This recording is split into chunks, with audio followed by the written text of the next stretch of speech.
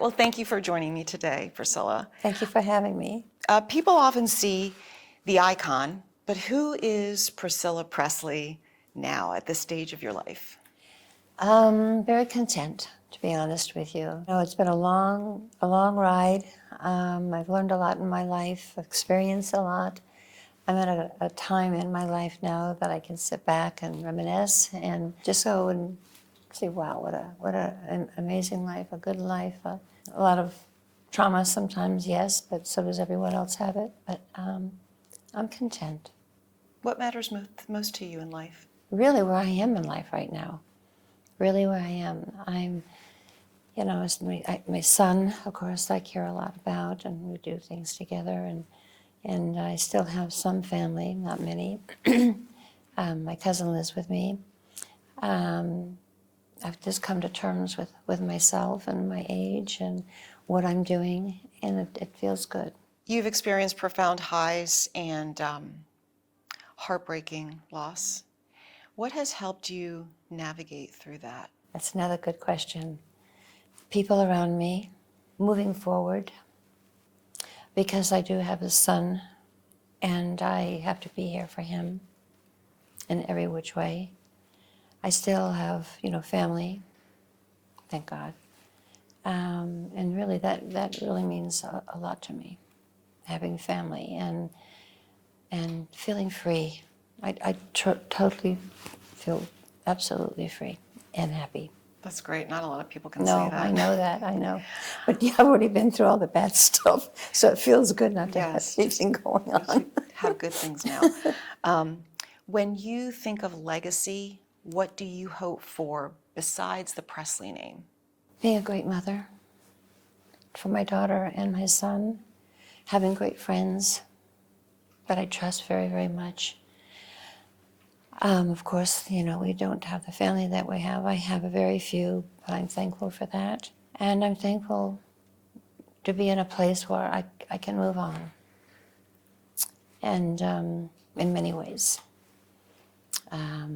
I'm actually enjoying life much better. And I think that's from just realizing, my life, yes, but realizing how important having friends are to get you through a lot. Organizations like this one, the Center for Children and Family Services, they help strengthen families and individuals through behavioral health programs. Mm-hmm. Why do you think it's important to have these mental health conversations these days? Well, it certainly isn't in the family. I think it's very important to have these conversations, and so many people can learn from it, learn from others. We all live different lives, and how you handle it is really up to you. I realized many years ago, it's really up to me to have the life I want to have and be the person that I am. Have the friends that I have. They're all very positive. Being away from bad things,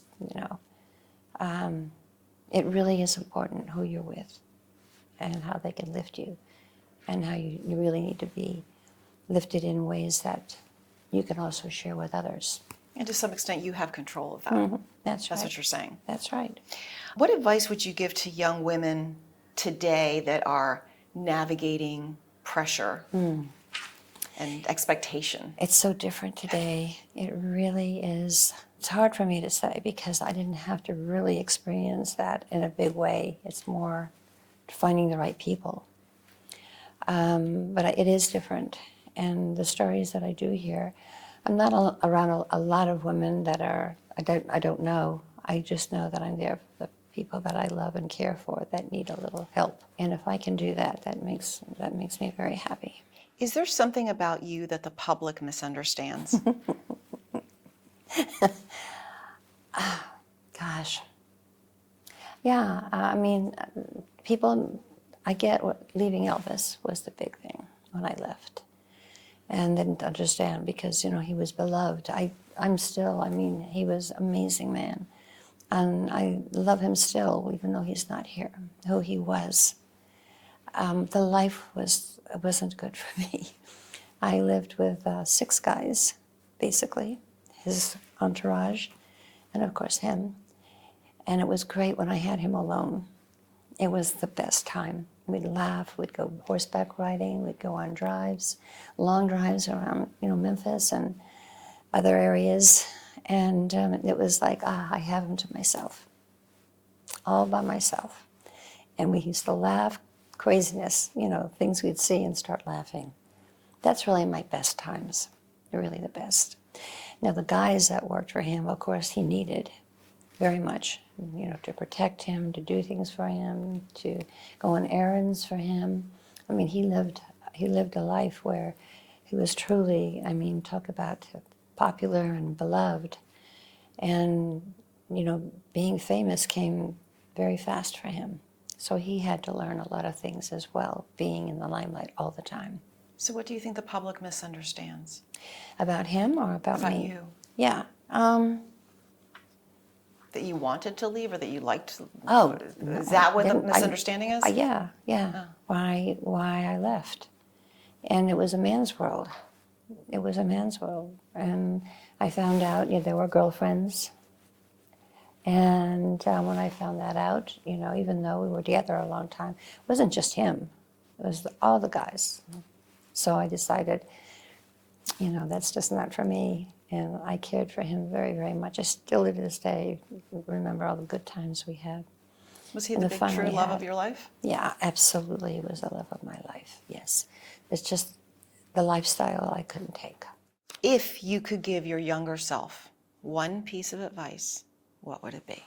I have to say that I sorted things out myself.